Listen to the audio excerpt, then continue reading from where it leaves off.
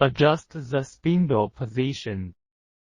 Loosen the first and third screws and tighten the second screw.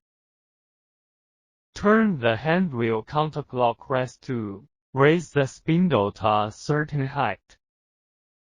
Then tighten the first and third screws to fix the spindle position. Power on. Press on switch to turn on the machine. Assemble the chuck, recoil it and tap, and fix with a wrench.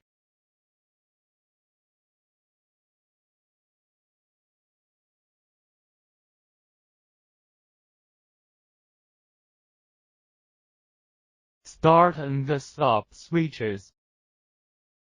Foot switch. Tapping operation. Select in normal tapping mode. Press return to 0 button. Wait for the spindle return to 0. When the real-time position red light is on, return to 0 is completed. Set the tapping parameters. Cutting feed speed, rollback speed, rapid feed speed, reference point.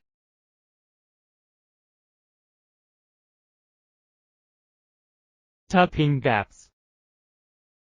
Second reference point.